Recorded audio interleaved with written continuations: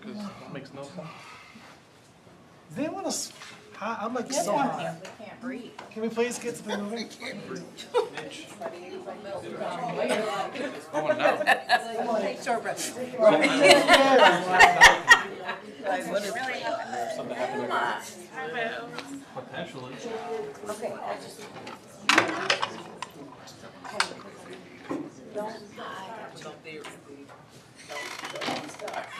So is it different? I know.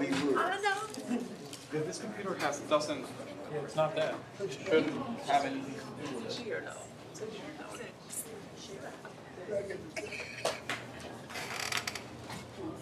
Yeah, I heard it.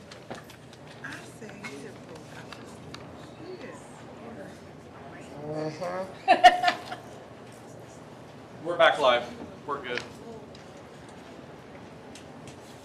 Okay, well, we're missing some people, so we're not going to start yet, because we only have 3. We need 4. We do not.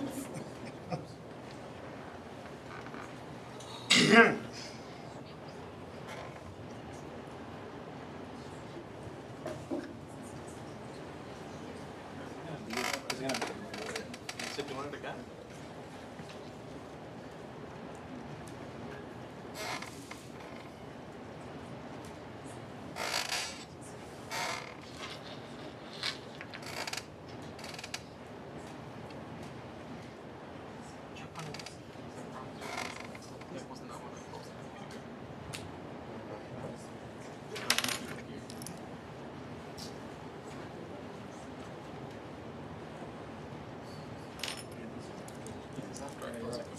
So that makes no sense. I wonder if there was a hiccup.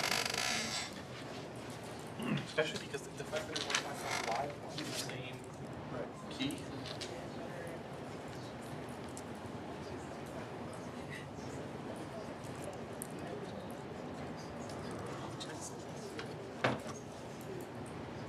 We back up.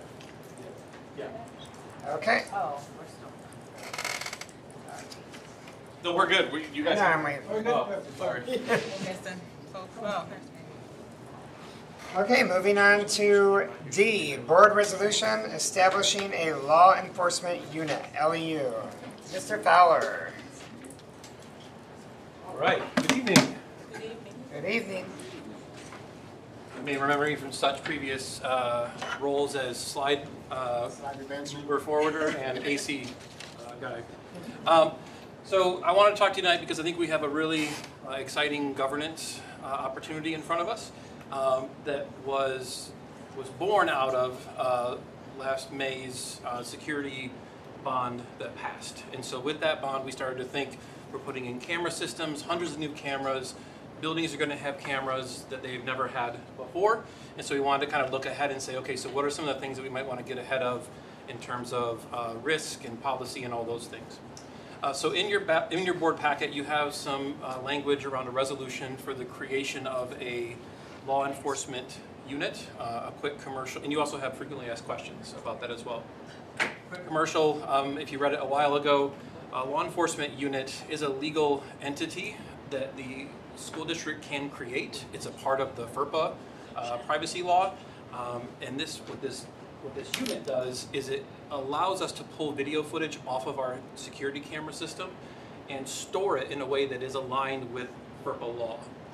And so specifically, the moment we pull that off of the security camera system, we have to make a decision.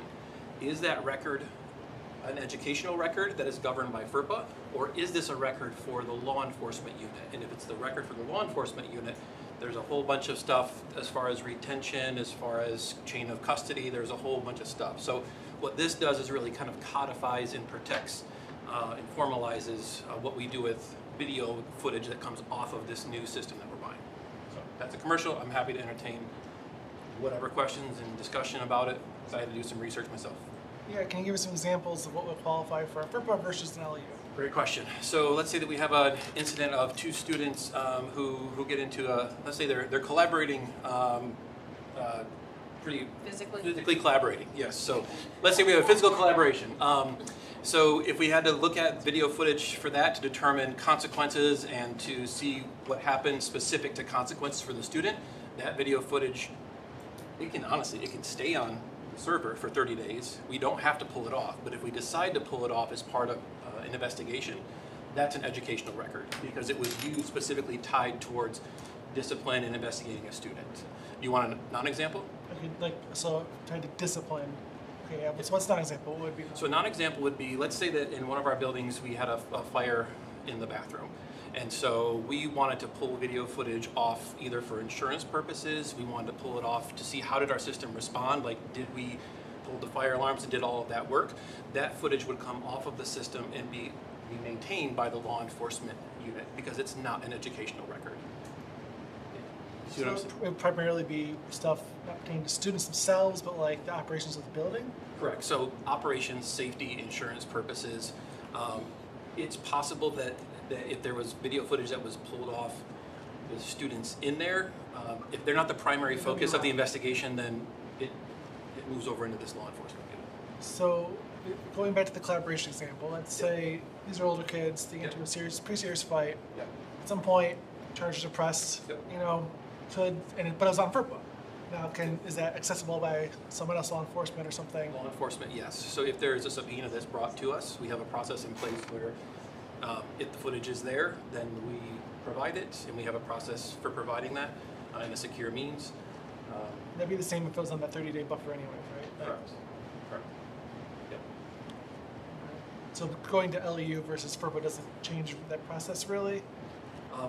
So right now we're trying to shore up a bit of a risk. And the risk is when we pull the footage off, how it's maintained. Right now, without the LEU, everything's an educational record, and it doesn't need to be. That bogs down an investigation that we have. Okay. So when it's operational stuff that's not educational in Correct. nature, Correct. it's better just to have that. So I feel like the LEU, the law enforcement, really almost it's like a misnomer. It does. So we had conversations, I put it in your FAQ, like, do we really have to call it this? For the purposes of the resolution, the answer is yes, because that's what FERPA law requires. After this, we can call it the Battlefield Public School Togetherness Council. I mean, we can call it like whatever we want to. But I do recognize that law enforcement unit, when I first learned about this, I was like, whoa, what do you mean we got to create a law enforcement unit? Okay, that helps a lot. I think I might have got confused with your example. So the first example, fighting, that is an educational, that is record, that is not a law enforcement unit record? So a lot of it, and this is where, once we can establish this, we can start to do some training around that decision tree. So if it's fighting and we are looking at it for the purposes of investigating student behavior, then it's law enforcement, but then it's an educational record governed under FERPA. If we happen to see kids fighting, but really what we're looking at is the purpose of the investigation is to see like how did the fire start, like how do we respond. The focus of pulling that off is not on students, it's really on operations. And so we push that over into the law enforcement unit. It's governed that way. Other questions? Thank you so much. Moving on to E, board vacancies. So we have 2 more weeks left to appoint our 7th trustee. As of today, we have had 0 applicants. So my question to my fellow colleagues is, my proposal, I guess, is to extend the date for accepting applications. We have, by state law, till the 24th, I believe, is the 30-day mark. So we would still make a decision at our next board meeting. But that's in 2 weeks. So I'm thinking we should extend the date to try and get 2 more weeks of time for people to put in their name. So Thoughts? yes. No, oh yeah. So it's really basically saying we don't have as much time to review them like we wanted. But the fact of the matter is we need something. Yeah. So we have Correct. So yeah, makes sense to extend it. Hopefully we get some great candidates and we can review them as they come in. Then go over it again together on the 23rd and just looking for plans. Yep. Can you remind us what happens? Let's say no one puts their name in. Like what? Yep, so on the 24th, if we don't have a candidate that we appointed, it goes to the ISD and they get to choose whoever they want. Would they go through a similar process of like asking for people to go apply? I mean, I think they can just say, you're gonna be our, as long as they live in the district. And don't work for the district, so, yeah. Although, don't quote me, because I have no clue, we've never got that far yet. Sure. So, and we're not gonna get that far, like, so. can't we just appoint someone to guess what? So anyone who's watching or anyone in the audience, you have 2 weeks if you wanna become a board member until the next election. And how long is the term that this person will be serving? Yep. The whole 2026 year, and then in November is the general election where they would, that spot would be up for election. You can choose to run or not. They could choose to run or not, but then it would be on the ballot. Less than 10 months. Yep. Yeah. I think it's interesting that we had, 6, 7 last time, and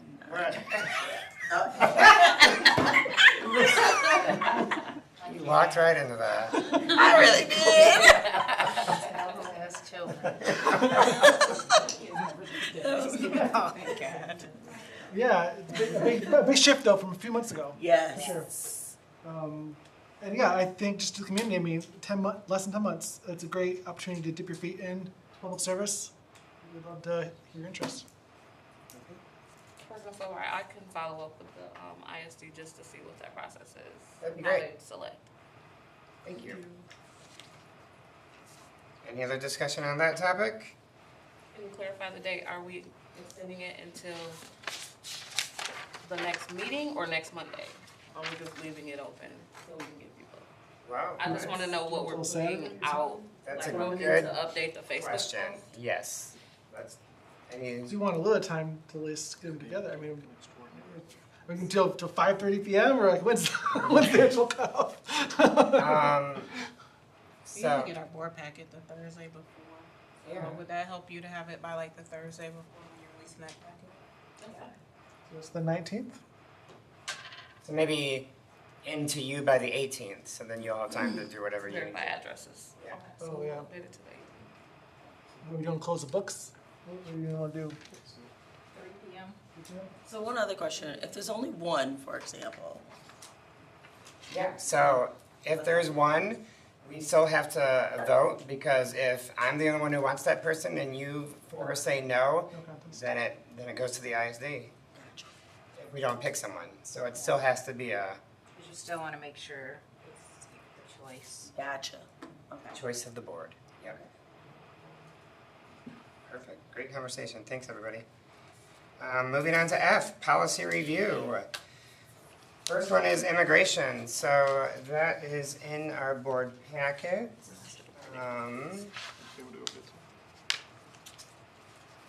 A, let's talk about. The first attachment is just what to do if Immigration and Customs Enforcement, ICE, visit your school. There's 4 steps. Let's start with that one, I guess. You guys have a chance to. So, yeah, I looked at both of them. My thoughts initially went to the first one's good for high level.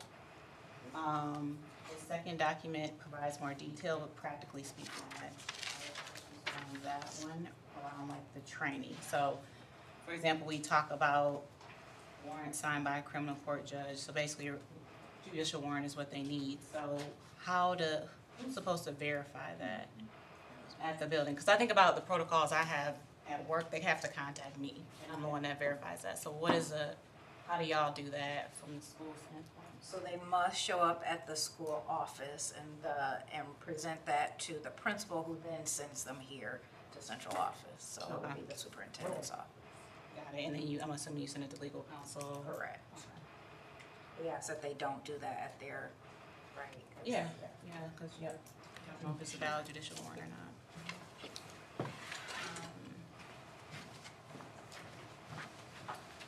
Sorry, did you have one? No, go ahead, we're supposed to rotate, I can't Okay. just dominate, go ahead. That's fair. I did have a concern. I see, the procedure is to go to the office.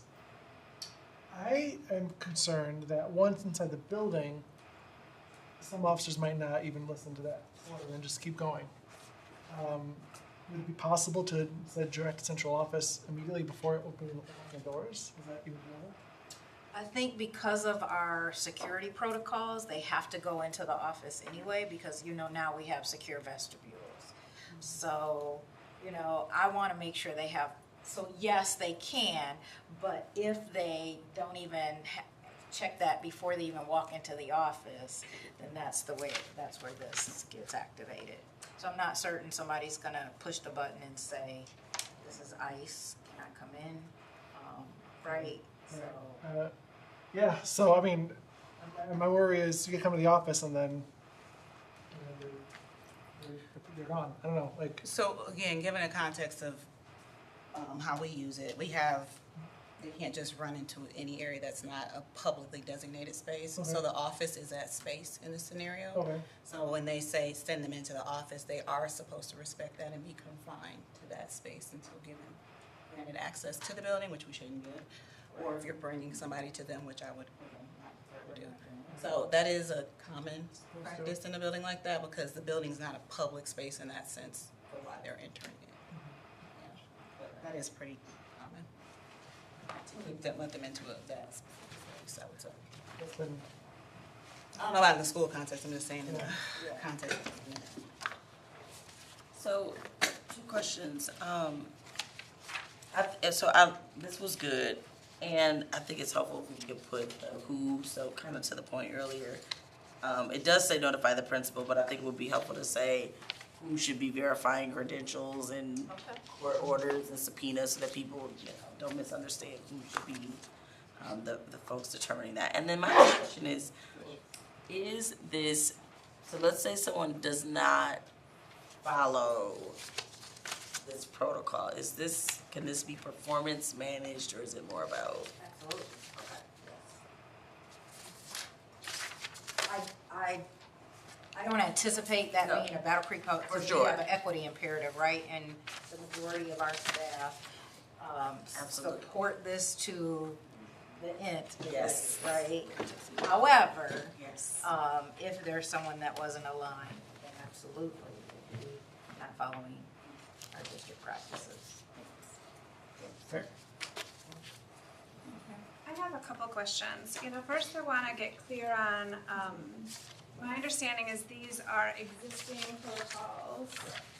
And my understanding was that our policy committee was going to take a deeper dive look at these, and also take a deeper dive look at what policies we have as the board policies. And so I guess I could use some clarity of what we're trying to do now versus, is that process still happening? Is that not happening? Do we need to do something to move it forward? Because the way that I see these is I see them as a very strong base.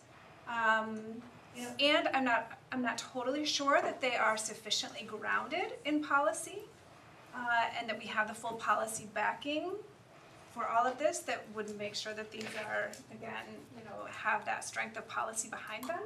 That's number one. And number two, I'm not sure, without some deeper analysis, I think it warrants some deeper analysis of, I shared with the board a document that is, best practices in these areas, and I think it needs some deeper analysis to look through that and see, okay, this also is covering one aspect related to enforcement, but there are broader aspects, and so I think it needs some deeper dive look at, is everything sufficiently covered in this? Are there other areas that we need to think of and consider? Because I think that we have a strong base, but I believe we probably also have gaps. So I think that it needs a deeper look. I think this is good as a good starting point, but that's at least what I would recommend. So to give you context of the order of operations, usually the question was asked, do we have protocols around it? So this was a step one, sharing the protocols, and the whole board was interested in it. We were going to schedule a policy meeting, but then we weren't clear that it could be more than 3 members that wanted to attend, because we already have 3 members on the policy committee. And you expressed interest in being a part of that, so that will put us at 4. So that means it needs to be in one of our normal sessions. So the thought, from my understanding, was that we start understanding what were protocols first, and then do the deeper dive in another work session. But this was like step one, to understand what the school district already had out there. So Got it. that Maybe cannot. I missed when I had to leave early last time, maybe there's some discussion. So think I just there wasn't was. quite sure where this was grounded in that process. No, your question's fine. I don't think any of that happened. I'm just, from my understanding, the steps was just like, well, let's get what we have first, and then the next step to that is, does everybody want to participate in it? And if so, then we'll do in the deeper dive where we're looking at the board policy and what you shared. But the first step was just in understanding what we actually have in the landscape. So, next step would be that if you, or if more than one if somebody else wants to join in, that puts us over 3 people, so we would need to just do it in a work session. Who currently is on the policy committee? Me, Alicia, and So one of the questions I had was, are there existing model policies out there in any of our surrounding areas? And so I'm wondering about that. I have not heard back from you. We haven't, so we were trying to see if we could get some model policies and haven't been able to, but that might be something that as you're talking with your local presidents, do they have policies on immigration so that we have a starting point? I'm sure it doesn't have anything, huh? We didn't hear back yet, so normally they send us out. Yeah. Our last update was in October, Yeah. so I don't have anything recent. but next step would either be to have that smaller meeting with 3 or less of the members, or it needs to be in the next work session.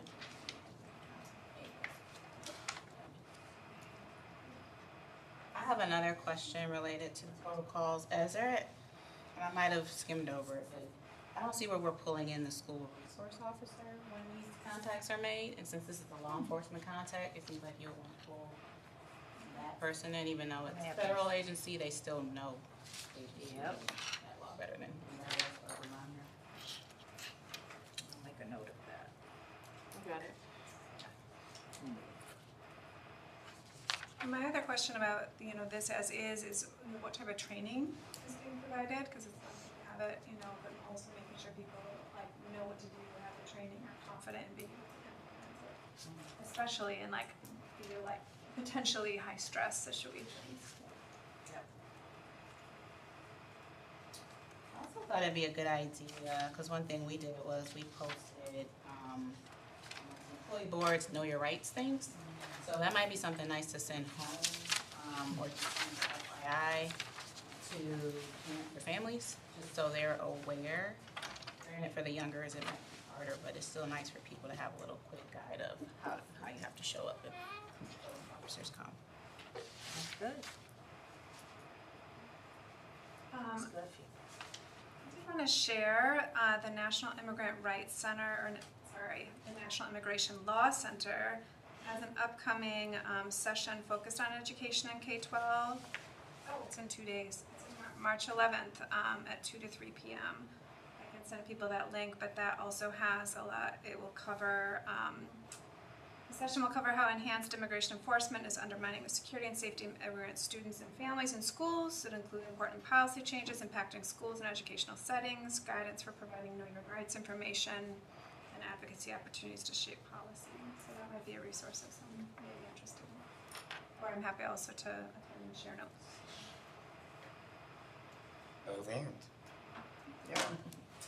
And just also as an FYI for discussion is AASA, which is the Superintendent's Association, has pulled together a toolkit for superintendents across the nation and that's where a lot of this comes from, and then other resources for us. So I'll continue to stay engaged with that conversation so we understand how it's being played out specifically in schools and what people are doing to protect themselves. If you could also get insights, and I think I was reading that something like in Ypsilanti, there was an incident, so if any learnings that that district could share, or anything related to that. You probably represented them in most schools, so maybe we can get some information on that. So for the sake of next steps, unless there are more questions, do we want to schedule a policy committee meeting, or is this something we want to just handle in the next work session where we do the deeper dive into our actual board policies and the document that you shared, this document?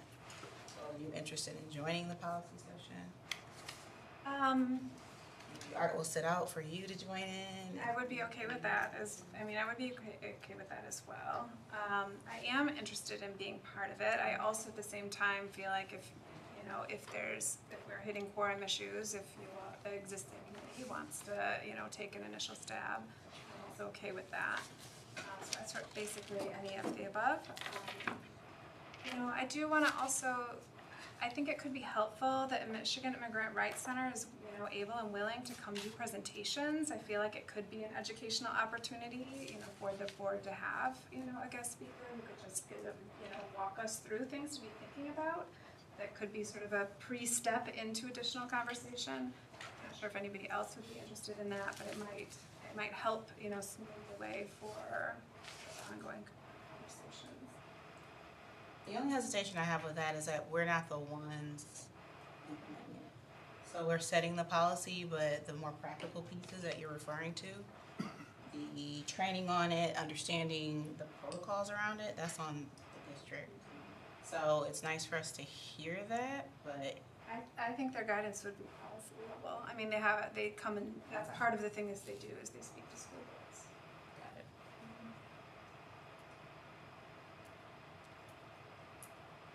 Well, So, My recommendation then is, can we at least first start with some policies to look at, so we have a baseline, and then we can think about where we go from there.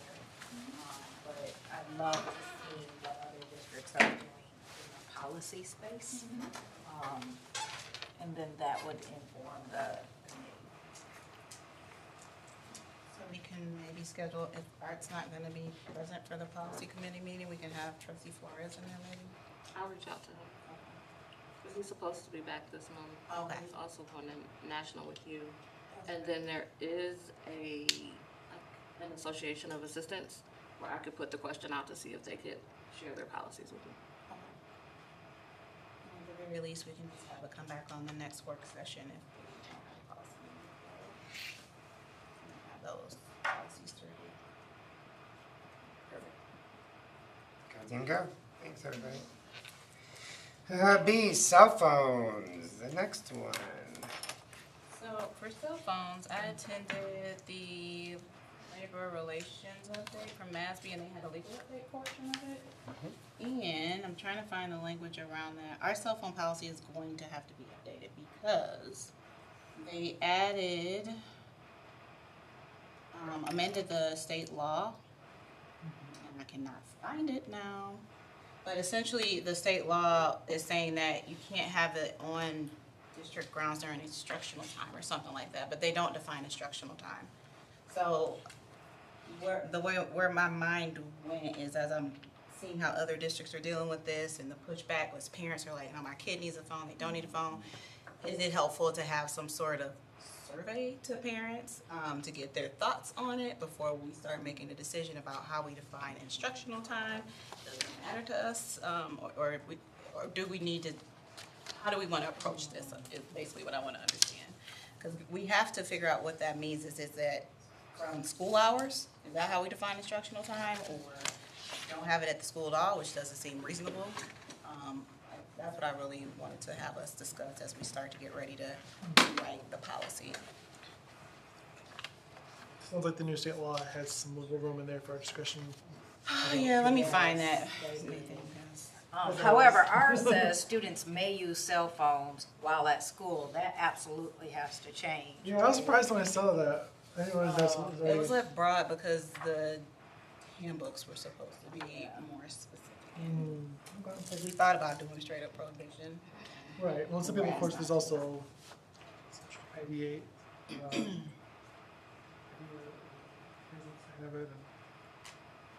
then what's our response? Then we have to come up with a response plan, just like we did for vapes, because that's an addiction too, in my opinion.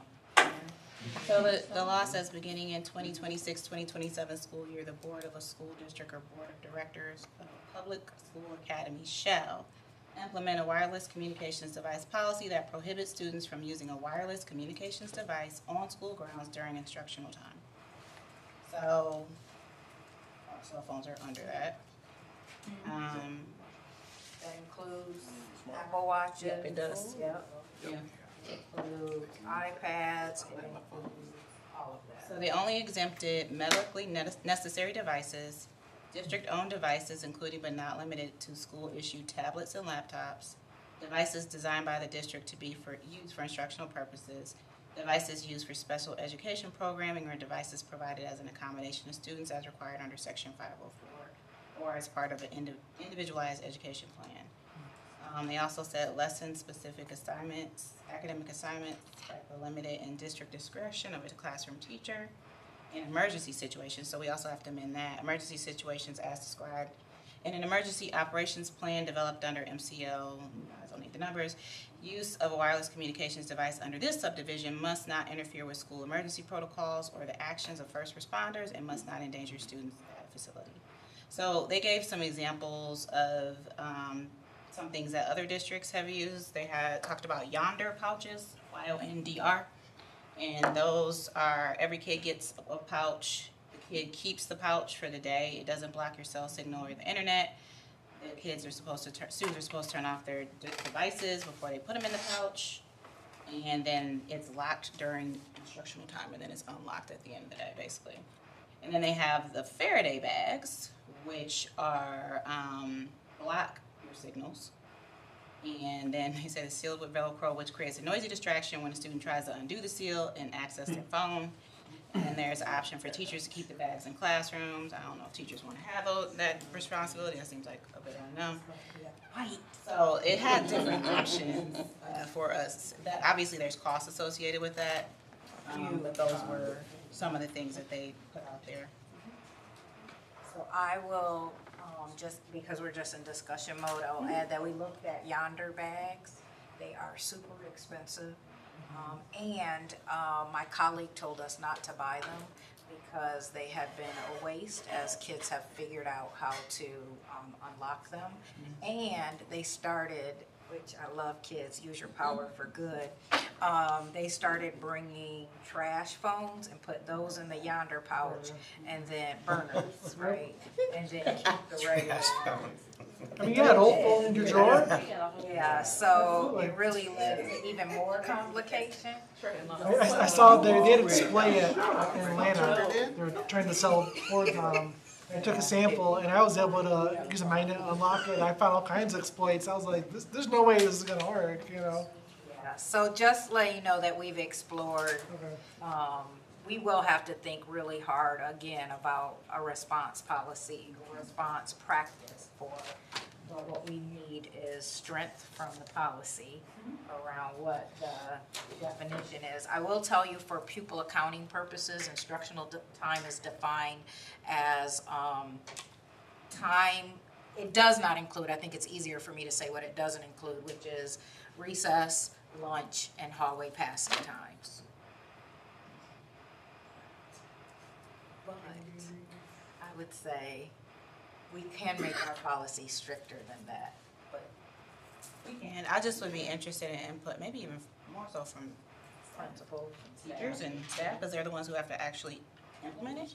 So what's going to help them implement it strongly, but then also they got to deal with the balance of upset parents. So that's why I was asking, how do we bring along or educate parents why we're doing what we're doing? Yes, it's the law, but then also we need you to partner with us. So Well, then after school too, we need help. So I wasn't looking up there. I'm sorry. So might it be a next step for us to ask for collaboration with our union leads to collect information and then come back and report what they believe might be supportive? Okay, so I'll work with Dr. Henry, Dr. Pinnock, and the others to just have a little work session group around what they would like to give us as information to inform this. The hardest part is going to be our high school, middle school too. So. Okay, depending on when you have that session, I'd love to see. Okay. So we'll do a listening session with staff and then try to have that done by the next work session? Is that If you can, yeah. Okay. Okay. Because we'll have to. Oh, we got people like, no, we're going on vacation. So we'll try to get something really quickly. Because if I'm not mistaken, it's for implementation next year, correct? Next school year, but we, have a runway. it'd be ideal to have a decision before the school year ends. So parents Yes. are aware when they're coming into the new school year, and it lessens Communication's the gonna be stress from that communication heads up standpoint. So ideally, we're trying to get something done before May or June, at the very latest June.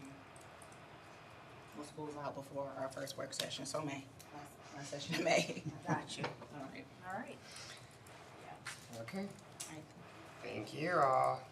Moving on to public comments. Do we have any public comment? Okay. New business. I will entertain a motion. President, Trustee Grejek? I move that we approve the BCPS School Improvement Fund Construction Phase 1 entry packages in the amount of $4,021,212 from the BCPS School Improvement Fund funds. Moved by Trustee Grejek, supported by Trustee Perry. Any discussion? The only thing I'll say is just, because this title is very long and descriptive, this is for the demolition of Southwestern, correct? No. No. This is what was presented at the last meeting. Oh, geez, see, okay, well, That's- thanks for that. This is not for the demolition. Now, Okay, any other discussion? All in favor, say yes. Yes. All opposed, say no. Motion passes. I will entertain a motion for B. Trustee Fulbright? Yes. Sorry, President Fulbright. Yes, Trustee Perry.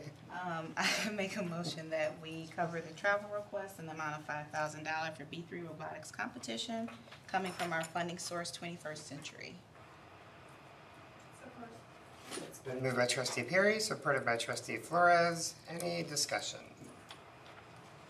Hearing none, all in favor say yes. Yes. All opposed say no.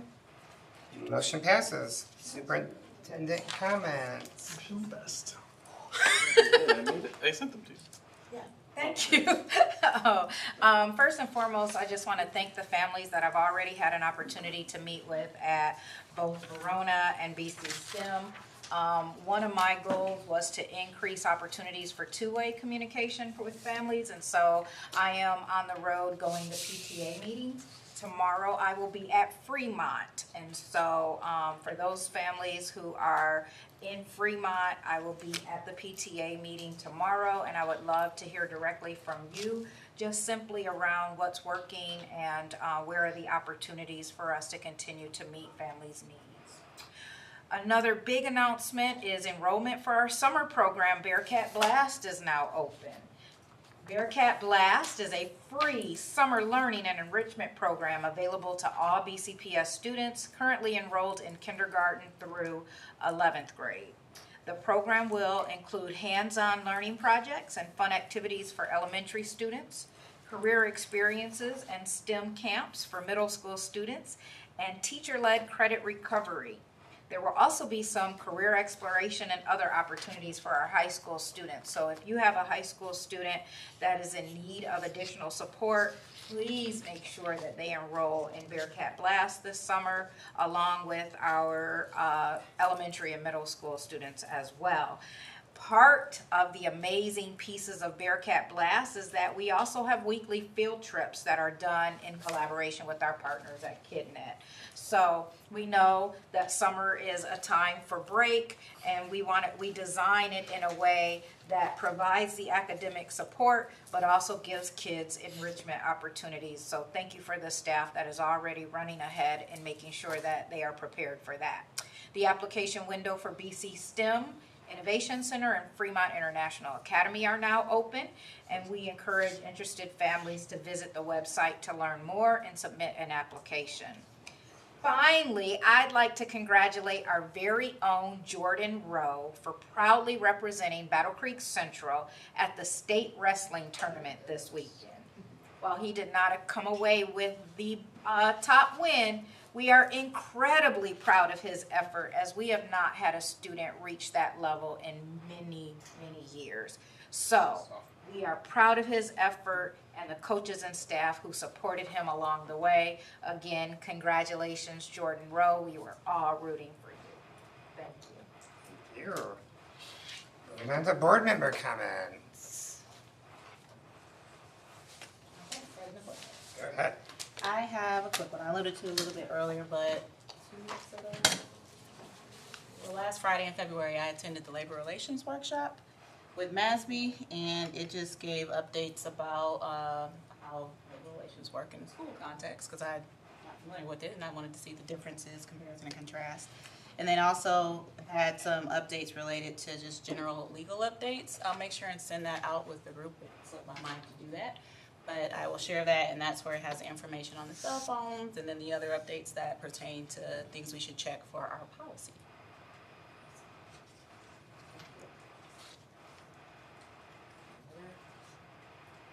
So I will just remind everyone in the public that Wednesday, March 18th is the new deadline, 3 p.m. for interested community members who live in the district to put your name in to potentially be our vacant board, or to fill our vacant board seat. Wednesday, March 18th, 3 p.m. I do want to also say that this year, every year, we get to nominate someone in the community for a professional and a citizens award. This year, we nominated Toni McPeak Artis, and she won. The CISD selected her, and she was our nomination. So I just want to read to the public what our district and our board said about the 2026 Citizen Award winner, Toni McPeak Artis. Battle Creek Public Schools is proud to nominate Miss Toni McPeak Artis for the Citizen Award. Ms. Artis has been an unwavering partner in our district and a shining example of what it means to serve the community with compassion, consistency, and heart. Her dedication has positively impacted students, families, and staff across Battle Creek, and her presence is felt in every corner of our community. Ms. Artis goes above and beyond to meet the needs of others. She helps ensure that local food, hygiene, and household pantries throughout the city remain stocked and accessible for families who need support. Whether it is food, daily essentials, or school supplies, she responds without hesitation and always with kindness. Her commitment to our students is extraordinary. She regularly reads to children in our elementary schools and is deeply involved in supporting literacy and academic success. During remote learning, she kept the spirit of Reading Buddies alive by reading books on Facebook Live so students could continue to enjoy story time from home. Each August, she prepares classroom care packages to uplift teachers as they begin the school year, and she donates prizes and materials to after-school programs such as Fremont's Easter Egg Hunt. As co-founder of A Village of Helping Hands Making a Difference, Ms. Artis plays a vital role in responding to the direct needs of Battle Creek families. She has supported the CIS Back to School Fair, gathered and distributed donations for Battle Creek Central's senior care packages, and stepped in to fulfill community requests throughout the year. During the pandemic, she delivered meals and school supplies to families' homes, ensuring students stayed connected and supported during a difficult time. Ms. Artis is more than a volunteer. She is a true partner to Battle Creek Public Schools and an anchor for the community. She serves with humility, joy, and a deep belief in the power of helping others. Her efforts strengthen our district, uplift our students, and reflect the very best of Battle Creek. For these reasons and many more, Battle Creek Public Schools proudly nominates Ms. Toni McPeak Artis for the Citizen Award. And I have to say, she's also a Bearcat, so Bearcats. And congratulations to Toni McPeak Artis. Great things are happening in Battle Creek Public Schools. Meeting adjourned. Ooh, we got like 200